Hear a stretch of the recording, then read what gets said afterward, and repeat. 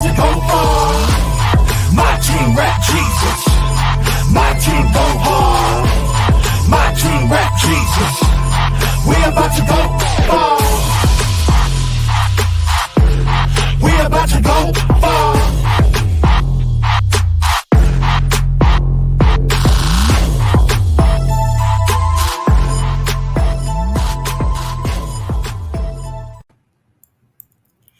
Hey everyone, thank you for tuning in to another episode of Fervently Creations. This is where we mix marketplace and ministry all together. As I always open up with each show and say, you never know who it is that you are going to reach. There are 5 gospels. Yes, that's right.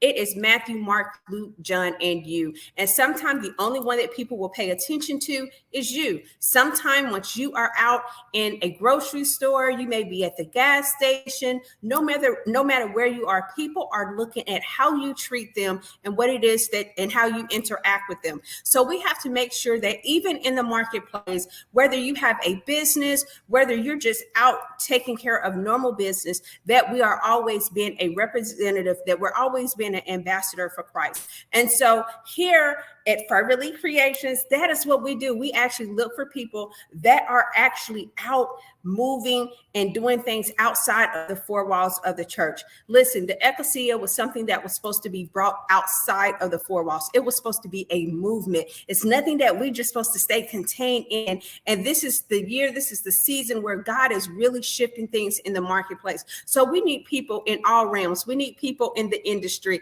We need people in music, like music industry are making movies. We need people that are in corporate America that are being representative of Christ, that is going to show. We also need people that are in politics. And so that is what we are doing here with Fervently Creations. If you are a Christian that is in business, or you are a Christian that's in the industry in any shape, form, or fashion, make sure you reach out to us at www.ferventlycreations.com. We would love to talk to you. We would love to interview you. And today, listen, we have a phenomenal guest, a dynamic guest. I'm excited about this interview, and I think you are going to really love this interview as well. But before we do, as you know, we always open up with a Bible verse. And our Bible verse today is coming from Philippians 4:13.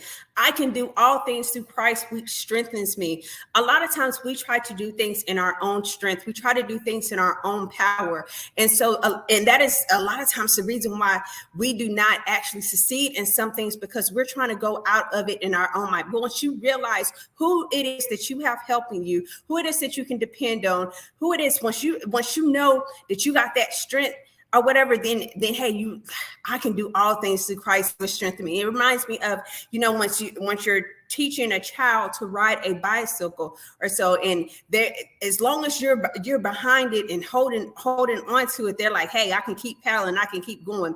But once they realize that you have let go of it, then they start to wobble, they may fall or whatever. But the whole time it's just because they realize that you're not there, but they was actually really guiding and doing it all along. As long as they knew that you were standing right there. And that's the same thing with Christ. Christ is always right there. God is always present. He is ever present. He's omnipresent, right? And so as omnipresent, he's always there. He's going to be there to strengthen us, even in our weak moments, even in moments where we feel like, hey, I cannot go on.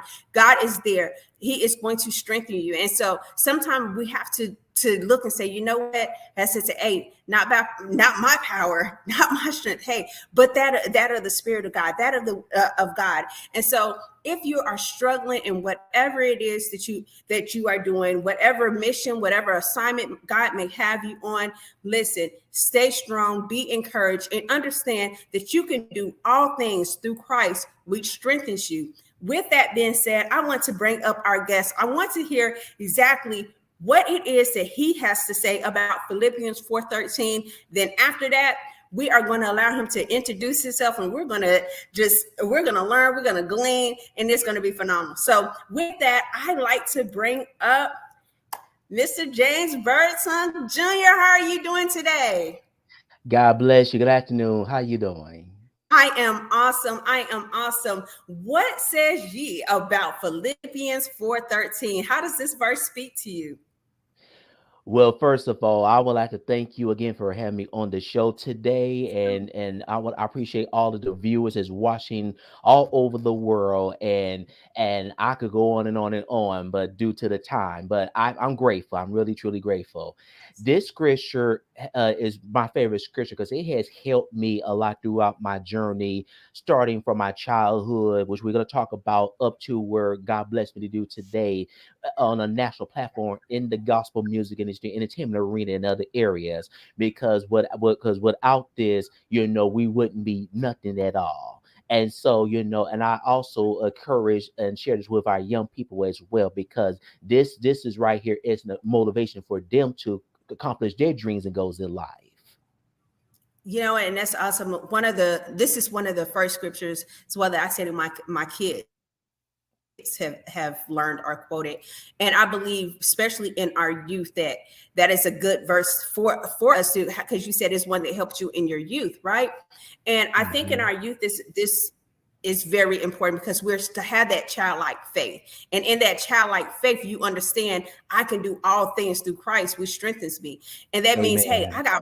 I got someone that's mightier than mama, mightier than dad, or so that is Hmm. strengthening me, that is going to provide me with the strength, because mama and dad may not always be present, but God is. And so I can do all things through Christ to strengthen me. As you was talking, I kind of focused on your roads back there. It's just like, even with school, being in school, currently working on a doctorate degree, and it gets rough.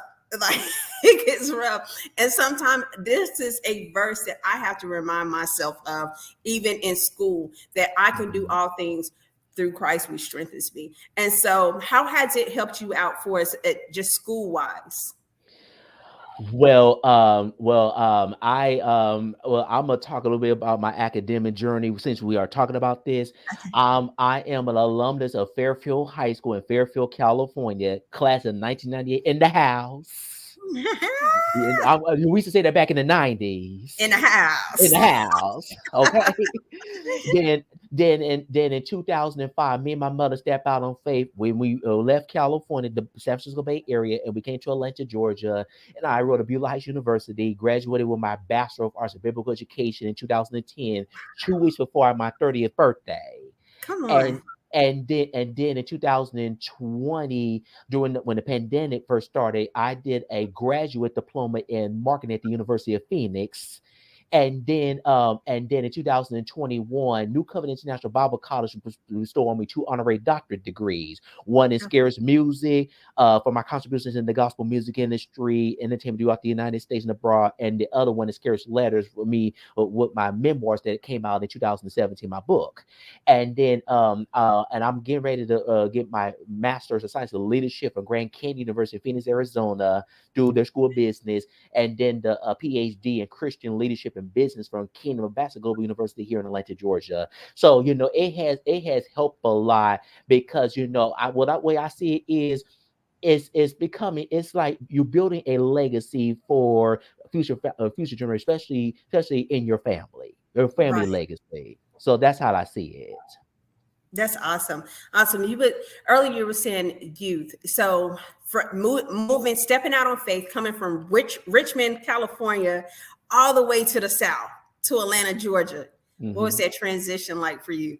Culture wise, just music wise, from my understanding, it's our South music, down South music. I'm originally from Alabama. So that South music is a little bit, in our church, is a little bit different than up there in Richmond, or over there in Richmond, California. Like, how was the transition for you with that?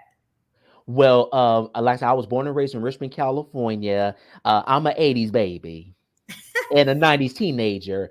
Okay. My father was the late Reverend James C. Birdsong Sr. My father transitioned in 1997 during my 11th grade year, the finals of my high school junior at Fairfield High School. My father was originally from Greenwood, Louisiana, next to Shreveport. So him and my late grandmother, late Charlene Birdsong, his mother, she died five months I was born, but I was told that she didn't play around or anything like that. So they migrated to California in the late 60s. And because they wanted better opportunities, and things just went on for there with my father. Then he became known in the city of Richmond, was in the newspapers. He was respected by the mayor, the churches, everybody.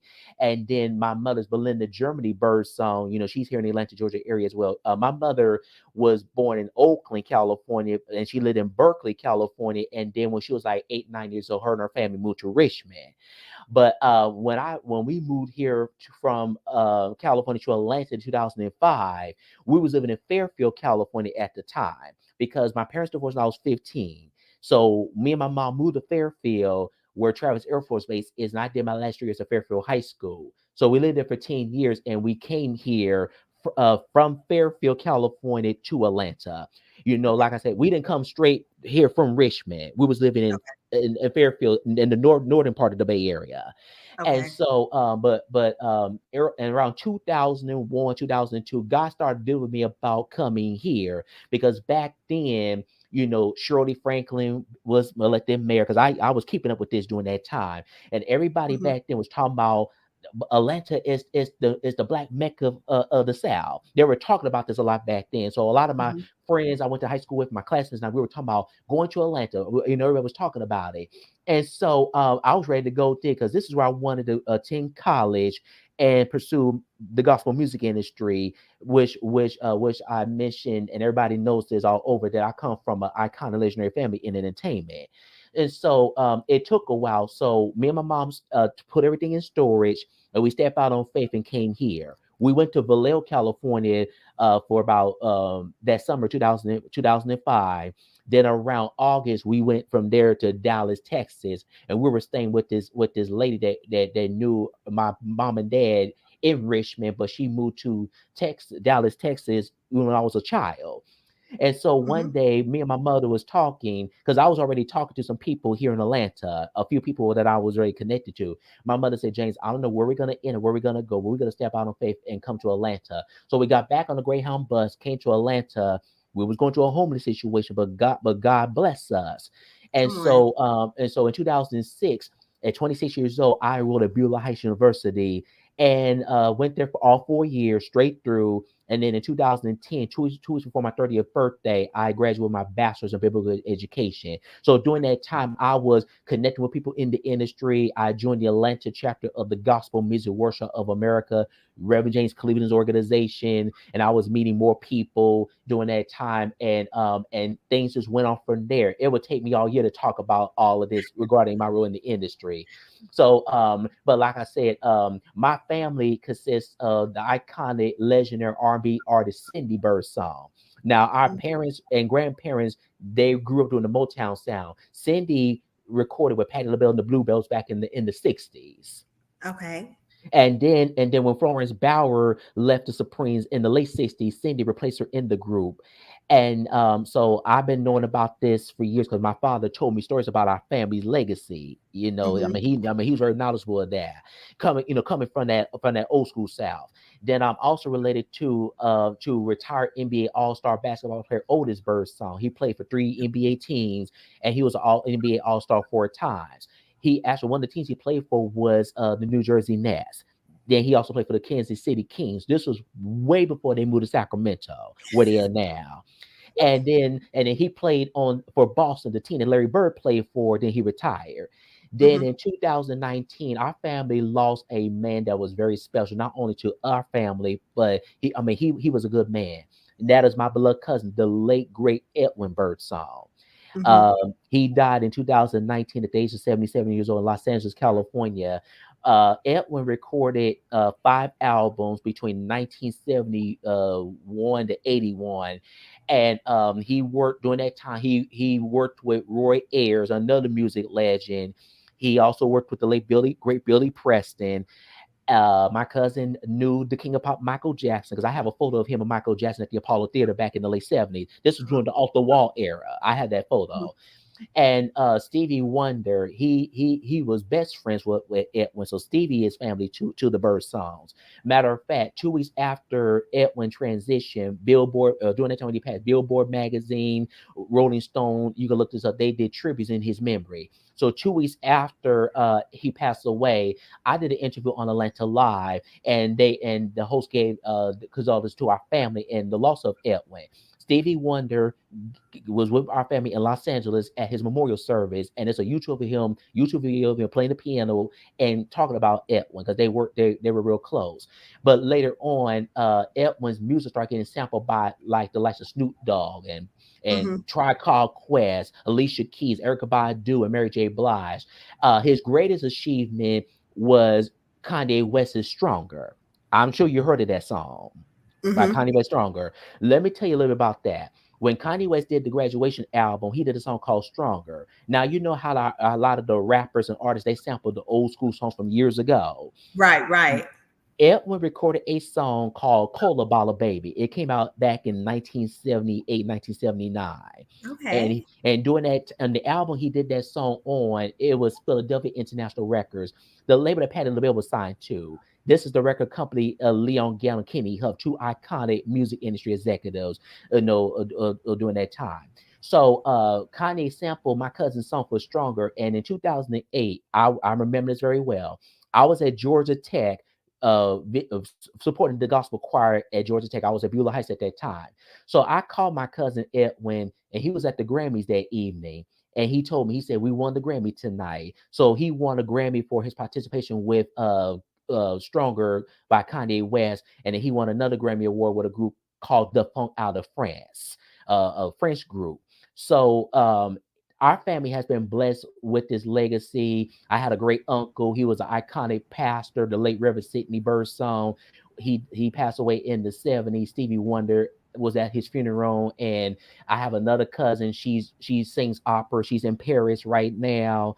And there's others. And I have another cousin. He lives in Columbus, Georgia. He's a bass player, Edwin's nephew. And you have yours truly. And so the legacy of our family is still It's going forward. Everybody knows about the bird songs, Bobby Jones, and all the people I've been blessed to know and be around. awesome. So you got into ministry very early. Yes. 'Cause- So when was, and I understand like being raised in church, but when was the moment or what solidified the moment of once you actually fell in love with God? Well, thank you for your question. Coming from a family of preachers, it's like somebody said, it's in y'all's DNA. But for Uh-huh. me, when I was about 13 months old, and I shared this with so many people all over the country and abroad, my parents noticed I was struggling to speak. Even though everybody in the city of Richmond, California knew my Hmm. father and what he was doing in the community and so on and so forth, and my mom during that time, they were telling my parents that your son's got to learn American Sign Language because when children start speaking at that age, they start speaking. But in my case, I was struggling to speak. My mother told me years later I'll be humming. Hmm. So when I was 3 years old, Hmm. my this Church of God in Christ pastor, he's going to be with the Lord. Now, his name was the late Elder Robert Lee Crawford. He was living in Joliet, Illinois, which is south of Chicago. Him and his wife, the late Mother Okay. Betty Crawford, Mother Crawford was real close friends with my mom. She was her mentor. They came to Richmond, California to preach at a revival. Elder Crawford, and he was supposed to just to preach at the revival, but he ended up being the pastor of Now Faith Church of God in Christ. This church was located on Neville Avenue and 3rd Street in Richmond, California. I'm a child of the inner city. I remember all this. Uh-huh.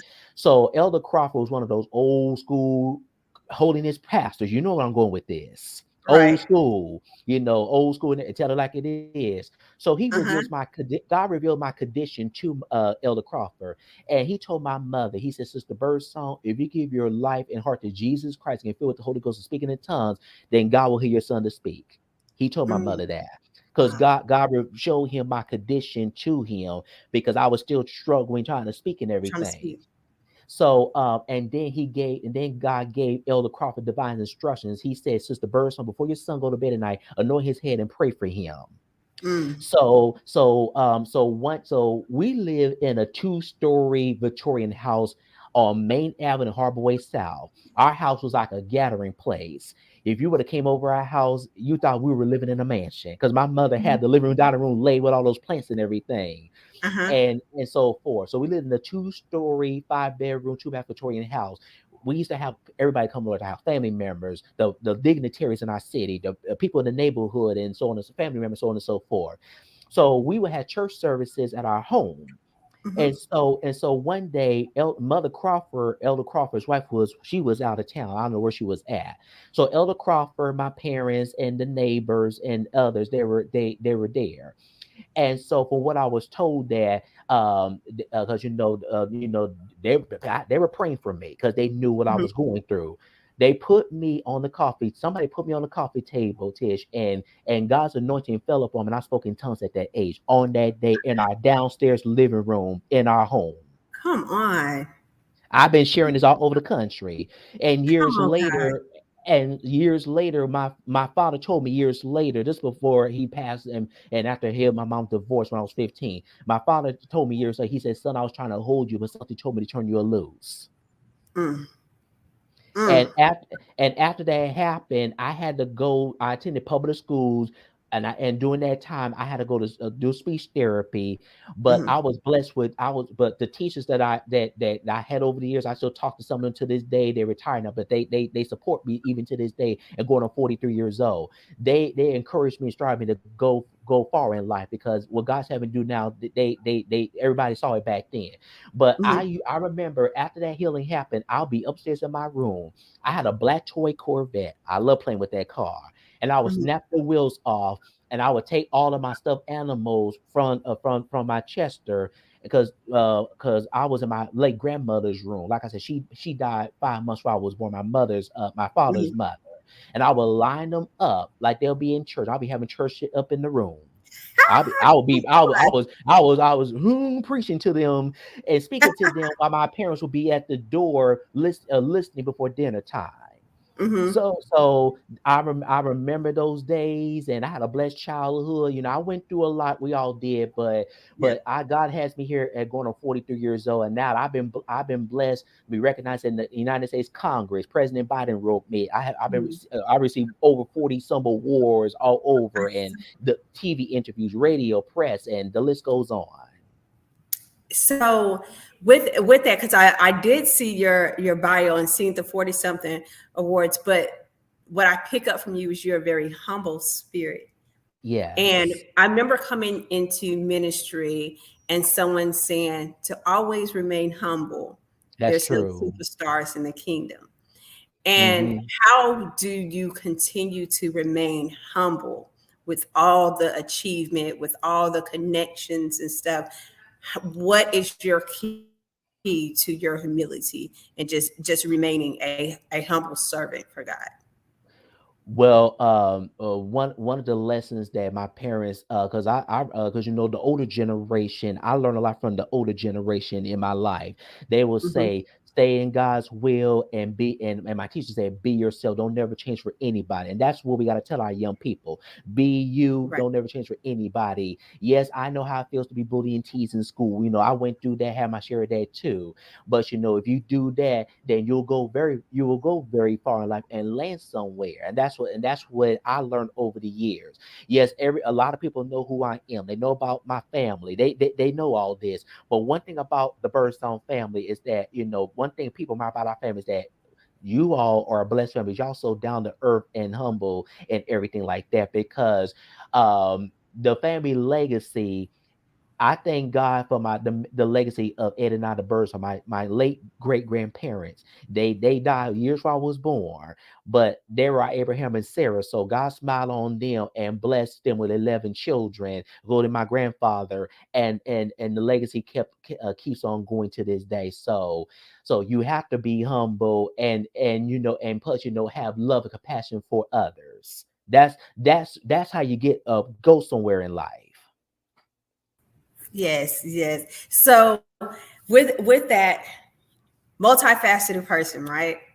Where's your passion at? I've heard you mention youth a couple times. Where's your passion at? Is it music? Is it the youth? Where is that passion at for you in ministry? Well, growing up, I was around music. 'Cause, my father, I remember him playing those old records of harmonizing for Sam Cooke and Reverend Yeah. Cleopas Robinson. My father he could really sing, but he never pursued it. He had the opportunity to go into the industry back during the golden age of gospel music, back during the Caravans era, the Blind Boys Alabama, back during that time, but he never pursued it and everything. But actually, before he passed away, he was working on going to the studio. I do remember this, but that they have, because he Mhm. suddenly passed away. But my journey in the gospel music industry did not start until I was 16 years old. When I was at Fairfield High School for my sophomore year, like I said, I moved to Fairfield with my mother after the divorce of my parents. I went to another high school in Richmond, California called Kennedy High School in Richmond, California for the ninth grade on Cutting Boulevard. I was Mhm. so glad to leave that school, because back in the 90s, there was a lot of killings going on in my hometown. And a Mhm. lot of people were leaving because, back in the 90s, they had the shirts of all the young people back when I was coming up who lost their lives to gun violence and gang activity. Yeah. And so and so That's like and once so NWA and all them are coming up. Right? I'm an 80s baby as well. So mhm. so I so like yeah, and so on that end, y'all was doing some things. So yes, but it's worse now than when we were coming up. But during my 10th grade year, I went to Fairfield High School, and I remember when the internet, when we first got internet service. This was when Bill Clinton was president. I Download. used to, I used to, I used to, I used to, I used to, I used to call him Mac Daddy Bill. Because he Awesome. because Clinton was the man back then. But it but anyway, during my lunch break, we had a 1 hour lunch break at Fairfield High School, and we had an open campus at Fairfield High School. We could leave and come back as long as you back in class by fourth period, or you get in trouble. So I had a friend named Furman. Furman also went to the high school in my hometown, the same high school I went to, and he and I seen each other again at this new school we was at. So we'll be in the library visiting the websites of our favorite gospel Christian artists, reading about Malachi Records, Shirley Stevens, the Reverend Timothy Wright, and all of them, because we was really getting into that. And so during my 10th grade year, I had a teacher named Mrs. French. And she asked the class for us to write a paper. So I wrote about the gospel music industry, and I got an A on that paper. So that right there, I said, Lord, you bless my family in the music part, but if I'm going to be successful in the industry, I got to learn about the business part. Come See, on. a lot of one of the problems is a person could sing, play, and write songs all they want to, but they lack the education of the business. They Come on. don't know about marketing, distribution. They know about contracts and PR and management and sales and all of that that's associated with the industry. So I remember the next year, a month before my father passed, I went on a field trip in San Francisco. And I used to go there on field trips growing up. That San Francisco was like the city back then, back during that time.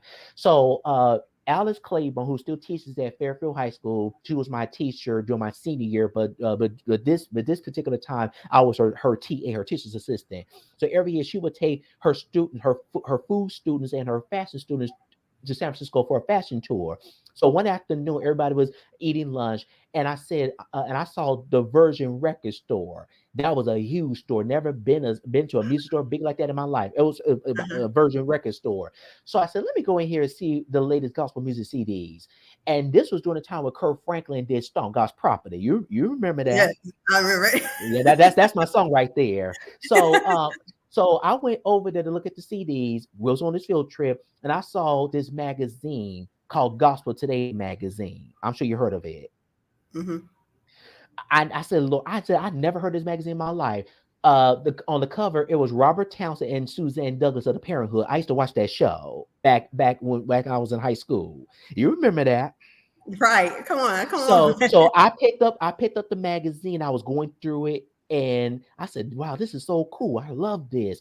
And I put it back, and I kept on going back. I kept going back. I said, "I'm gonna buy this magazine." So I brought that magazine with the $25 that my mom gave me, and I read it for a whole year. And I subscribed to that magazine for 5 years, because I was learning about the business of the industry at that time. So Hmm. God has blessed me now. So is that. and plus young people, because the youth are the future leaders of tomorrow. Come on. And I've been blessed and recognized, as a mentor to them nationally and abroad. So even I've been blessed to wear many hats, but I'm doing my part to get back to the youth with my organization that's going to help them Mhm. become the next actors, filmmakers, singers, songwriters, and so forth.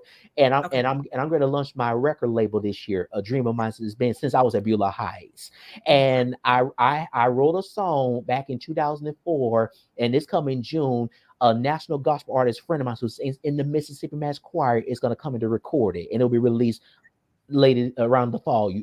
Everybody will hear about this, so everybody knows about it, my sources, so they looking forward to it. So I'm going to be a record label executive as well as what I'm already doing already. So I wear many hats.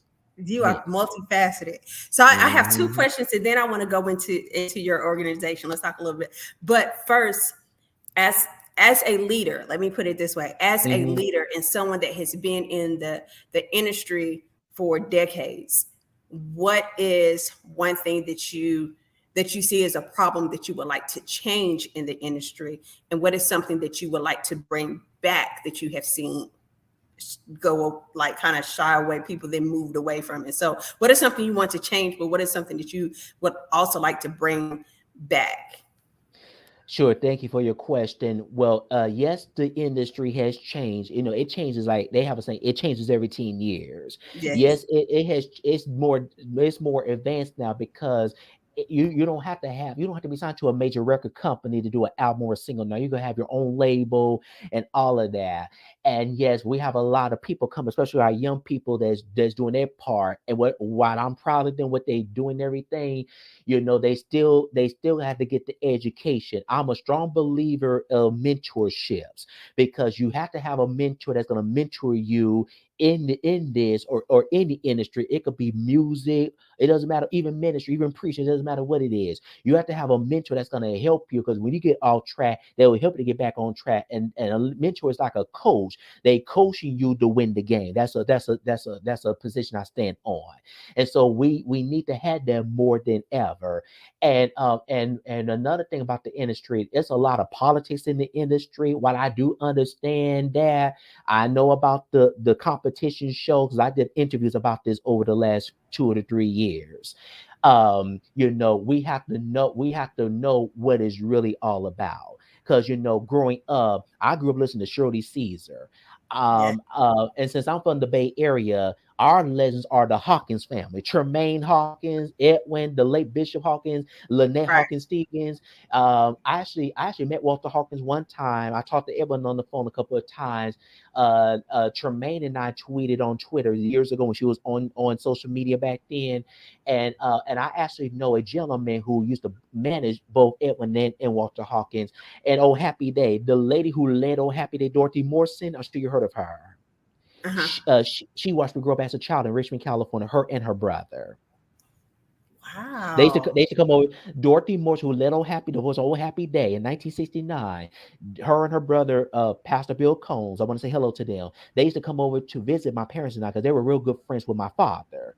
So they doing well. And so my things with the industry is that we need to remember what it's truly all about, but we have to have mentorship, because we have a lot of young people that's coming up, but they lack the mentorship. And we need to stop being selfish, because everybody in the industry, I'm gonna tell you this: not everybody in the industry is going to help you. It doesn't matter if it's gospel, R&B, hip hop, blues. It doesn't matter what genre it is. Because they had a, because sometimes we forget people invested and push us. Now we got to invest something back to the next generation, because we got to, because we got to pass it on and everything. So we cannot be selfish at all, but at the same time we have to have a willing ear to listen, and also listen to what the mentors will say. Because there's been times that there's people I had tried to help in the industry. There was some that was serious, and there was some that wasn't serious. The Yeah. ones that are serious, those the ones you help, because they are serious. And the ones that talk about, oh, I want to do this, but they don't want their help, you gotta, like I said, God bless you, I love it, but I'm gonna have to send you your way. You're I right. had to do that. I had to do that with some people. Yeah. Yeah. So with this, you have Birdsong Association of Broadcasting and Arts. That's Tell me correct. about that. Sure. Thank you so much. This is a vision God gave me in 2018. But I'm gonna tell you a little story how this came up if you don't mind. Go ahead. Okay. When I was 14 years old, I was still living in Richmond, California. I was going to the store one day with my godmother. Her name is Luzanne Graham. She's in her 80s now, and she and her daughter Qatar, my god sister, they lived across the street from my parents and I in our neighborhood in Richmond, California, the South Side. So when I was about to graduate from the 8th grade, Adams Middle School, my middle school, I used to assist my godmother and help her out. So one day I was going to the store with her. It's called Safeway. And so while she was driving, we was going to the store. She asked me, she said, James, what do you see yourself see when you grow up, when you get older? And one of the things I told my godmother is I want to help young people. I was 14 at that time. This was about 28 years ago when she and I had this conversation. I was 28 years ago. So Mhm. in 2018, God placed on my heart to finally start this organization, Birdsong Association of Broadcasting Artists. This conversation I had with my godmother didn't know was going to lead to this. This organization is a 501c3 nonprofit organization here in Atlanta, Georgia. And we're going to have additional operations in Los Angeles, California, sort of the LA, Riverside, San Bernardino areas, New York City, the sort of New York area, and the Mhm. DC, Maryland, Virginia, or the DMV area. And this organization is designed to help our Black youth from K to 12th grade to become the next voices in arts and broadcasting.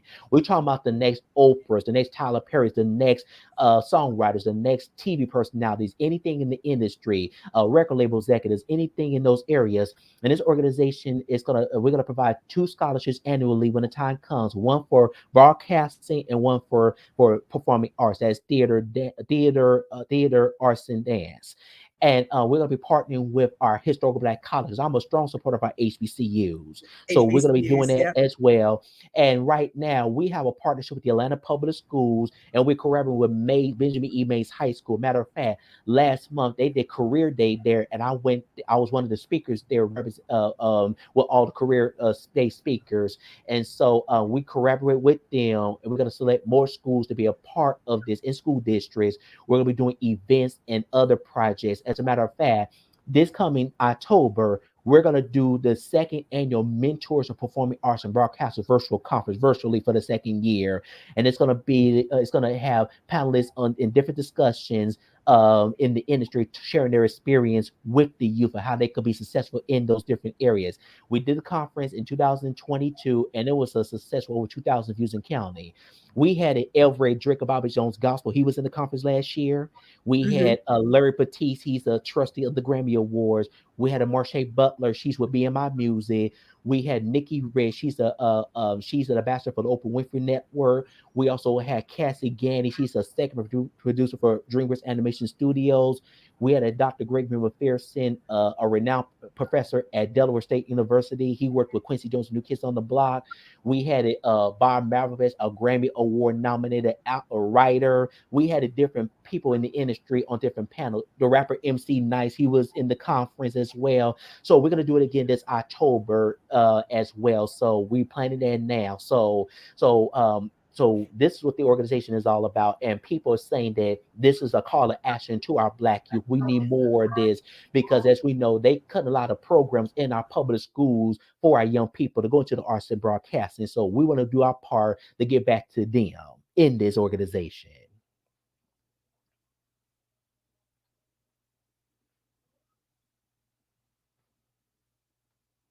So once it comes to the youth, right? If Mm-hmm. you could give them three, because I know you said it's a lot of time they don't understand the business part. Right. They get the voice, they get the ministry perspective, Mm-hmm. aspect of it. They may struggle once it comes to, I'm gonna say, the marketplace portion of it, right? Mm-hmm. If you could give youth just three things that, like, advice, wisdom, what piece of advice would you give them if your top three? Sure. Number one, put God first in everything that you do. That's important because that was instilled in me as a child.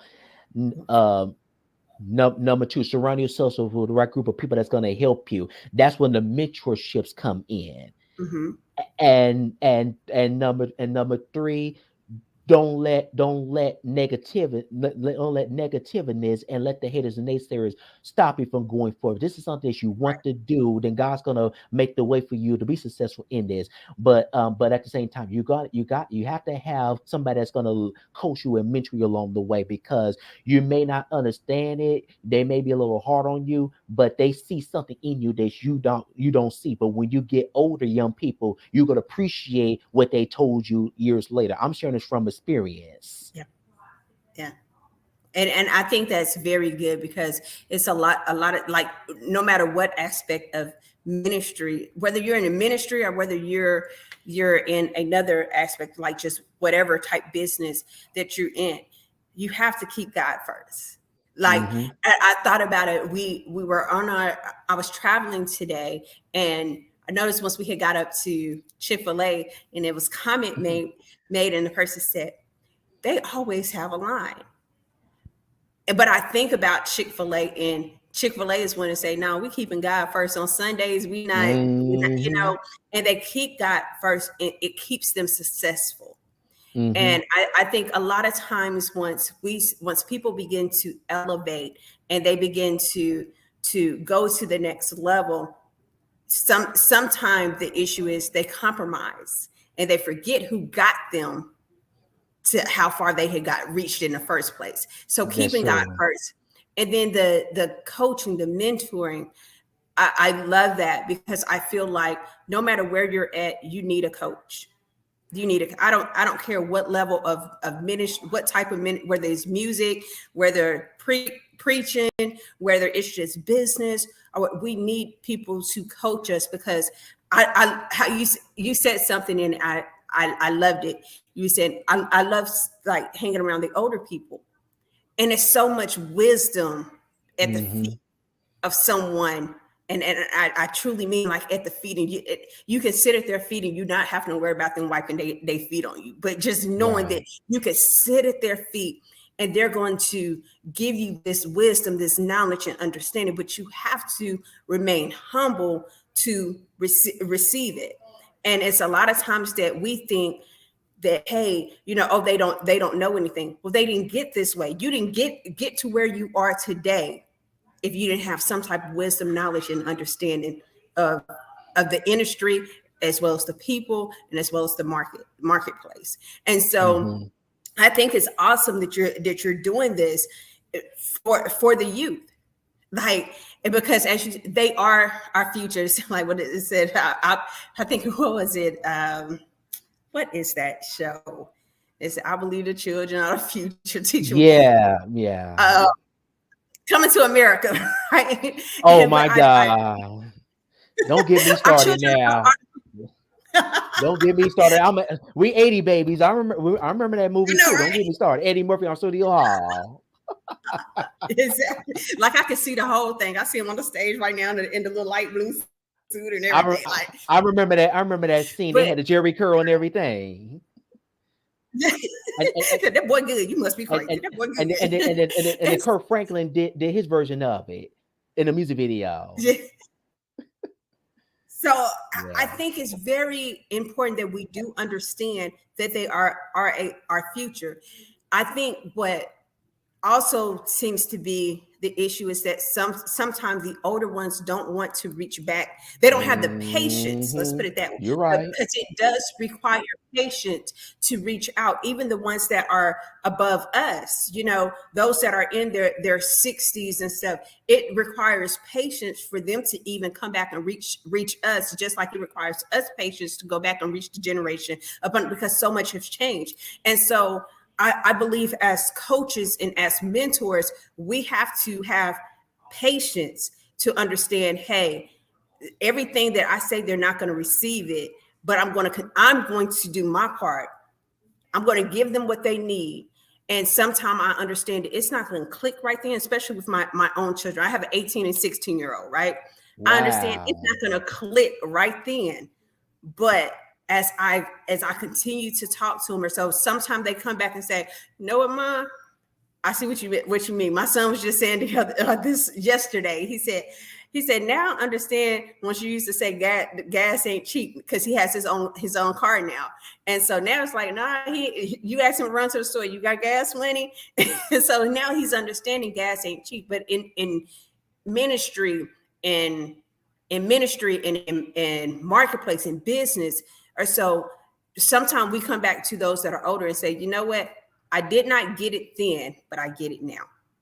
And so even once they do not seem receptive to it, it's still our responsibility to kind of pour it out to them. But some of them, you just know that you're talking to a brick wall. Like, hey, y'all need to be tilled a little bit more.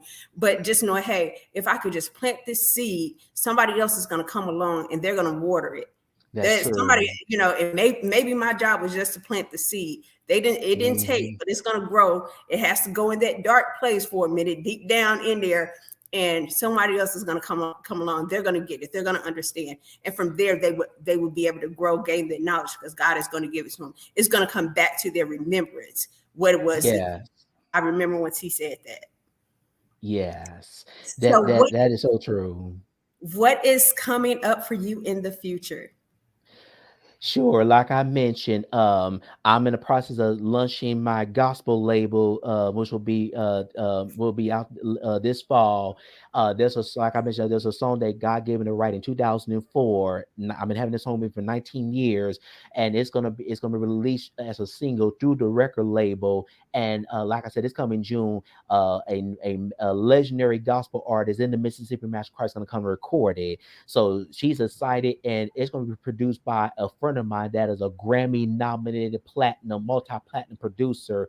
He worked with Indy RE and other artists, Bobby Jones, others throughout the year. So actually, him and I talked yesterday, and so a lot of people that know about this single, they're looking forward to it, because this has been a dream of mine since I was at Beulah Heights University. Because even my classmates that I had back then, they remember me talking about this and everything. So it's finally coming to pass, and there's gonna be there's gonna be other artists assigned to the label, but this record label is gonna be different because as a record label executive, I want to give those artists a opportunity to get noticed on the national platform when others turn them away. We know about Sunday's Best, we know about American Idol and The Voice. I don't have nothing against those competition shows. Right. I know people that audition for those shows and they might not went to the next level and everything. So this is another tool that God's allowed me to do with the Birdsong Fervently legacy in the industry and other areas. So that's coming up. And also I'm gonna be honored with 2 awards coming up, one in Baltimore, Maryland, and one in New Orleans, Louisiana. And what else? And so there's some other things as well, and plus there's some other projects I'm planning on doing and so forth. Now the 2 awards I'm being honored with on April the 1st. The Men Essence Awards will be honoring me in Baltimore, Maryland. 38 men. I won't be able to attend, but they're gonna have me. They're gonna have the honors that I'm able to come on to speak live to the attendees. That they called me a few weeks ago and pull a surprise on me because I was not expecting that. Well, congratulations! Thank you. Because last August of 2022, I went to Baltimore for the Newsom Awards and I won 2 awards, and plus I was presented 2 other awards from 2 other award shows that honored me earlier that year, but they came out presenting those to me. And then I mean honoring New Orleans after a week after my birthday, and also on May 16th. I'm going to do my 43rd virtual birthday celebration on Facebook Live. So it's going to be hosted by 2 of my industry friends. It'll be announced very soon. You'll be hearing about that. And like I said, the gospel artist I'm telling you about, she's going to come in and record this song. And then there's some other things I'm planning on. I'm kind of working on things right now. And also Birdsong Association of Broadcasting Arts, we're going to do the Mentors of Performing Arts and Broadcasters virtual conference this October. It's been announced, but the administration board members and I, because this is not my nonprofit organization, we are still working on getting the panelists and moderators for this conference. We reach out to some industries, heavy industry sources that we stayed with hear back from, but we already have some already confirmed already to be participants in the different discussions.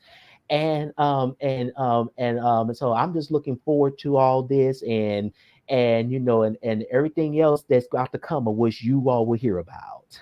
Yes. So, if people would like to connect with you, how can they connect to you? How can they reach out to you? How can they learn more about the things that you are doing in the marketplace, but is also in ministry as well? Before I do, I want to remember I mentioned that I wrote a memoir in 20, it came out in Yes, 2017. yes, the yes. the book is called The Best Is Yet to Come, a testimony of one young man's redemption. It's my autobiography, 25 chapters. Okay. And this book allowed me, God opened up doors for me to share this story. I was interviewed on Atlanta Live from this book, Babby Mason show. Babby Mason already knew about the family. Also Cornerstone Television Network and other sources. Even Anointed Radio Network interviewed me about 4 years ago during that time. But I want to show everybody the book. This is the book right here, and they could purchase this at Amazon, Barnes and Nobles, Books a Million, and they could go to the Barnes and Nobles or Books a Million to order the book at the bookstore themselves. And for they want to connect, if they want to know more about me and my booking inquiries and others, they could visit my official website at www.jamescbirdsongjr.net. That's www.jamescbirdsongjr.net. And all my information is there, news updates, itinerary, contact. And for my organization, Birdsong Association of Broadcasting and Arts, they could go to www.babaonline.org. That's www.babaonline.org. And also, Tish, I want to show you something else too. Okay. This past January, have you heard of the Gospel Choice Music Awards? Yes, yes. I'm nominated for Gospel Religious Promoter of the Year for the first round. Voting ends on March 31st. And this year I won the Texas Gospel Music Essence Awards for National Promoter of the Come Year. on. So the Gospel Choice Awards, they have a magazine called GCMA Exchange, and this is me on the January issue. Come That's on. me. I gotten so many responses on this. This is me on the cover of the January issue of this magazine. And Wow. and I Congratulations. God thank is you. really moving on your behalf. Yes, he is. And also I want to share with everybody. I'm gonna have an official fan club. My 15-year-old cousin Anaya, she's in California. She's gonna be the president of that because people have been saying, when is it gonna be lunch? I even have older people, church mothers say, I want to join the fan club too. So it's gonna go worldwide. So I'm gonna have a fan club and everything where people could join and they'll get the membership card, t-shirts, and all that. So stay tuned for that as well. Awesome. Awesome. So, listen, everyone, you have heard it. He's released the information on how to connect with him. As we always say on this show, networking is not about just connecting people, it's about connecting people, people with ideas, and people with opportunities. So, if you missed it, did not hear exactly what he said, listen, please go out. Check him out. As he has so many things that God is blessing with him, moving him with. And I look, connect with him, network with him. The websites, again, as he said, was www.jamescbirdsongjr.net and www.babaonline.org. Make sure you reach out. Make sure you connect with him. God is truly moving in this man of God's life, and we thank you. We honor you. Do you have any parting words that you want to leave us with on today? Yes, and again, I would like to thank all of you for having me on today. Um, I done so many interviews over the last few years, and it's a lot, but it's a blessing because it's like I said, this is legacy. I just want to Yes. tell all of you, to I appreciate all of you very much. You'll be hearing more about me very very soon. And Yes. to our young people, and to all of our young people, especially in the Black community, you are special in God's eyesight. I am a product of the Black community as in the inner city. I know how it is and everything, but always put God first in everything that you do. Respect your elders, because that was told to me growing up. Work hard. Don't let nobody discourage you, hold you back from pursuing your dreams of life. And if you do that, you will land like an eagle somewhere. And you're going to look back and say, wow, Lord, you blessed me to accomplish all of this, even though I had to go through some challenges along the way. So again, I want to thank all of you so much for giving me this opportunity. And also, I want to mention that I'm since 2004, I've been in listed in Who's Who in America. I'm in that book. I've been in there since 2004. I received a Lifetime Achievement Award for them 4 years ago. The same award that was given to President Clinton, Colin Powell, and Warren Buffett. And it's been a journey, and it's still a ways to go. So you'll be hearing more about me very, very soon. And again, you can visit my official website and the website to Birdsong Association of Broadcasting and Arts if you would like to learn more about the organization, how you can support us, and so forth. And for my website, how you can contact me for booking inquiries and other information. Again, thank you all so much for giving me this opportunity. And Tish, I want to congratulate you on all that you're doing. And I just want to tell everybody we have a mutual friend. I spoke to her earlier. That Yes. actually the last time I saw LaDonna was at the Stella. Last time I saw her, has come back to me, was the Stella Awards in 2014. I remember I went to Nashville. I moved back to California for a little bit, me and my mother, and I saw her there one day. So I was there Awesome. that day as well in Nashville, Tennessee. So and Yeah. I'm looking forward to doing this again. So thank you so much for having me on. I appreciate it. Awesome, awesome. Yes, our mutual friend. I'm actually getting ready this weekend to be in a conference of hers called The Gathering. And so it's all about legacy Oh as well. yes, so, but thank you yeah. so much for coming out. Thank you for allowing Fervently Creations the opportunity to interview you. Like it's truly, truly, truly an honor. So I truly thank you.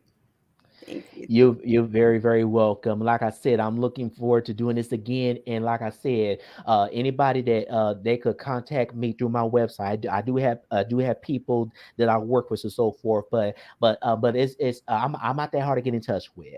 I'm not. Yes. Awesome. Awesome. Listen, everyone, if you have the chance, have the opportunity, June 2nd, June 4th, I am coming. Prophetess Tish here is coming to Atlanta, Georgia for the Prisoner of War in the Mind Conference. You do not want to miss this. We are coming to set the captives free. I have a team of liberators that are coming in. So if you just check out this short clip real quick, and I'll tell you more right after. Come on, somebody welcome him. Hey, come on, somebody welcome him. He's already here. We welcome him. He's already here. We welcome you, God. Thank you, King, for being here. Now get comfortable, Father. Here we are. Here we are. Here we are. Here we are. Here we are. Here we are. Here we are. We're home. We're thirsty. We're home. We're thirsty. We're home. So listen, if you have not got your tickets for the Prisoner of War in the Mind Conference, make sure you go to Eventbrite at powinthemind.eventbrite.com. This conference, Friday night, we're doing a networking gala where, once again, as you know, Fervently Creations, we are all about marketplace ministry.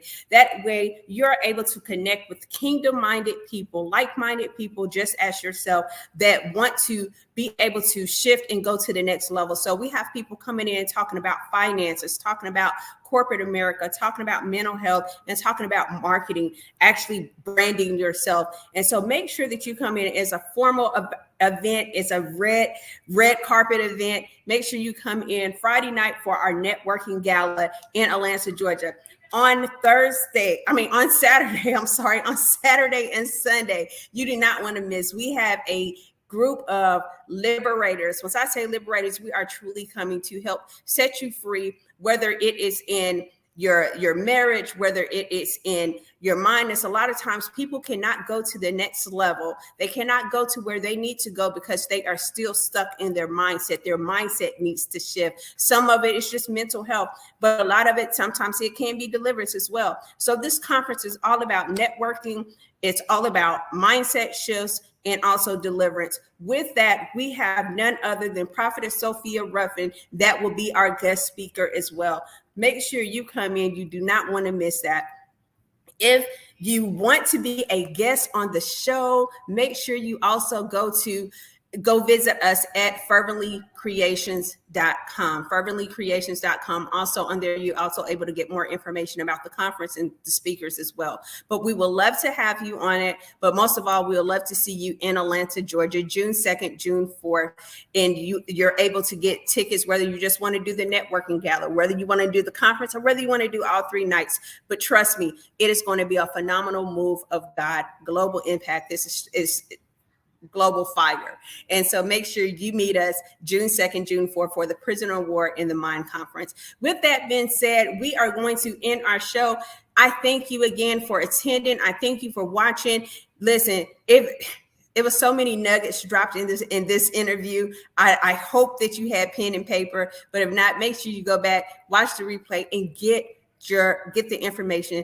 And if you have children that are in the music industry, want to be arts or whatever, make sure you reach out to him and get connected. Let's network with each other. Kingdom-minded people, marketplace ministry. Bye. See you next week. My team rap Jesus. We about to go far. My team rap Jesus. My team go hard.